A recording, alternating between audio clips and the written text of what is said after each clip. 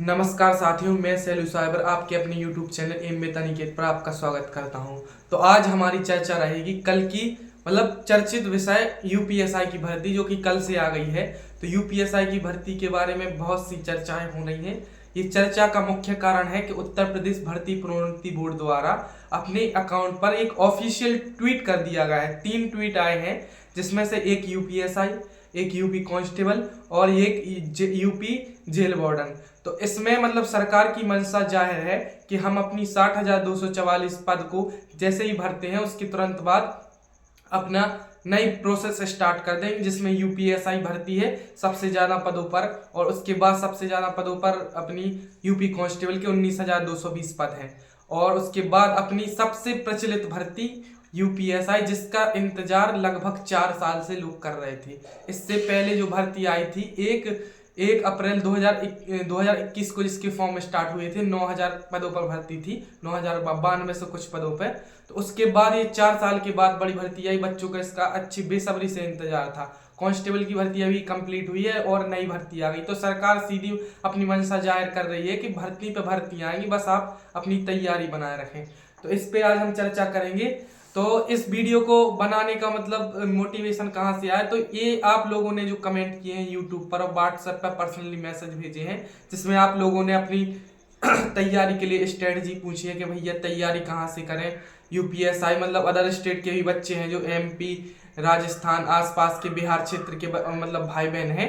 तो उन लोगों ने रिक्वेस्ट करी कि भैया इसकी एज क्राइटेरिया क्या है, इसकी एलिजिबिलिटी क्या है। तो सारी चीज़ों पे डिस्कस करने के लिए आज हम आ चुके हैं। तो उसमें सबसे पहले भाई बहन के कमेंट आए कि भैया हमारी डेट ऑफ बर्थ इतनी है, क्या हम फॉर्म भर सकते हैं। तो देखो, यूपी भर्ती प्रोन्नति बोर्ड का सीधा सीधा एक रूल है कि भर्ती जिस भी वर्ष में आती है उस वर्ष की 1 जुलाई से आपकी एज काउंट हो जाती। तो एज काउंट ऐसी होती कि यदि आप 2 जुलाई को हैं तो आप ये समझिए कि आपका 1 साल पूरा बर्बाद हो गया। अगर आप 1 जुलाई से पहले हैं तो 1 साल आप अंदर हैं, और 1 जुलाई के बाद हो गया 2 जुलाई हो गया, 1 जुलाई है तो आप अंदर हैं, 1 जुलाई के बाद 2 जुलाई जैसे ही हुआ तो आप उसके 1 साल ओवर एज हो गया उस हिसाब से।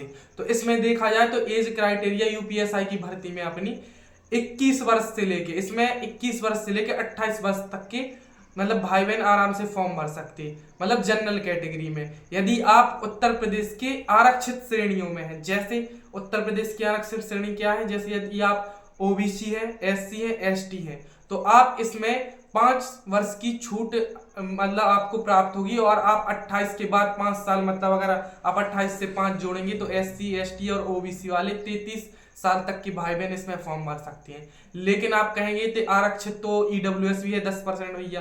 तो ईडब्ल्यूएस को जो है उम्र में अभी तक किसी भी प्रकार की उत्तर प्रदेश भर्ती में छूट नहीं मिली। अगर ईडब्ल्यूएस भाई बहन जो भी देख रहे हो, तो इससे पहले मध्य प्रदेश हाईकोर्ट का फैसला आया है कि ईडब्ल्यूएस को आयु में छूट दी जानी चाहिए।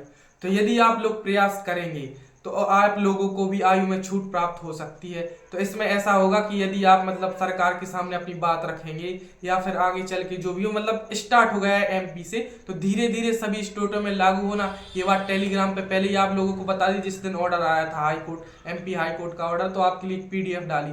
तो आप अगर प्रयास करें तो सरकार तक ये बात पहुंचाएंगे, तो आराम से आपकी ईडब्ल्यूएस में भी छूट के प्रावधान मिल सकते हैं। और इसके बाद आप ये समझिए कि आपकी एज 1 जुलाई से काउंट होगी। 1 जुलाई से आप देख लेना कि आप 21 वर्ष के हो रहे 1 जुलाई तक 2025 तक, तो आपका फॉर्म भरा जाएगा।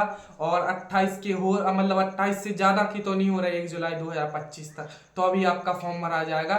जो अदर स्टेट के हैं उनके लिए, स्टेट के भी जो जनरल है उनके लिए, और ईडब्ल्यूएस के लिए। इसके बाद अलावा 33 साल देखनी है आपको अपर एज। 1 जुलाई तक आप 33 से ज्यादा ना हो तो आप आराम से फॉर्म भर सकते हैं। और एलिजिबिलिटी की बात करें तो एसआई की सब जगह Uttar Pradesh SI, MP SI, कोई से भी एसआई की जॉब है वो ग्रेजुएशन लेवल पे। तो यहाँ आपको कोई स्पेशल डिग्री की जरूरत नहीं है। आपको नॉर्मल कोई सी भी ग्रेजुएशन डिग्री हो, बीए, बीएससी, बीकॉम, कुछ भी हो, आपके पास एक बीकॉम, बीसीए जो भी हो, बीटेक जो भी हो, तो आपके पास कम से कम एक ग्रेजुएशन की डिग्री है। ये तो नॉर्मली सब बातें बता दी, लेकिन नए नए भाई बहन जो अभी आए हैं तो उनके लिए ये बातें बताना दोबारा रिपीट कर रहे हैं, और जो कमेंट कर रहे थे उसके इसलिए उनके लिए ये वीडियो बनाई गई है। और आरक्षित श्रेणी में और ऐसा होता है, एसएससी जीडी में यदि भर्ती जून से पहले आई तो जून से मतलब जून से पहले आई तो उम्र की गणना 1 जनवरी से होती, और जून के जैसे बाद आई तो उम्र की गणना 1 अगस्त से होती है। तो एसएससी वाला ये रूल है, एसएससी की जितनी भर्तियां हैं, यूपी बोर्ड का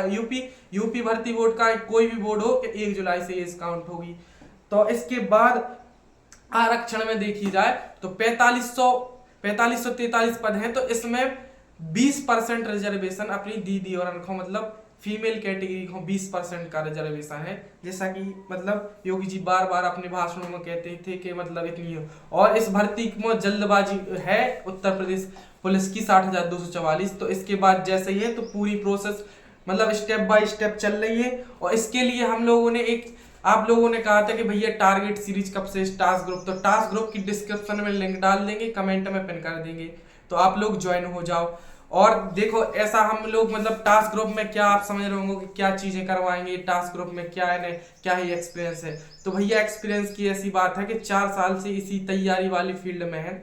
भैया आप अनिकेत भैया को जानते ही हो, मतलब अनिकेत भैया हमारे यूपी पुलिस कांस्टेबल में मतलब फाइनली लिस्ट में जो है नाम है भैया की, और मतलब ऑल यूपी समझे, ऑल यूपी रैंक, कहा कि ऑल इंडिया से इसमें फॉर्म भरते तो 1-2 बार हम लोगों ने मेंशन कर दिया कि ऑल इंडिया रैंक, तो 1-2 लोगों को यही लगा कि भैया ऑल इंडिया का लिख रहा है। तो भैया ऑल इंडिया से जब बच्चे एग्जाम में अपेयर होंगे तो ऑल इंडिया रैंक भी मान सकते, चलो आप ऑल यूपी रैंक बोल दो, तो 526 रैंक है भैया की। हम लोग ऐसा है कि आपकी तैयारी के साथ साथ अपनी तैयारी को कंटिन्यू करते हैं, जो हम चीजें फॉलो करते हैं वो आप लोगों को बताते हैं। और भैया ने इससे पहले आरपीएफ एसआई का भी एग्जाम दिया है, तो ऐसे ही तैयारी करते करते आरपीएफ कांस्टेबल का भी आप लोगों के लिए एग्जाम दिया है, पता ही है 93 नंबर है भैया के।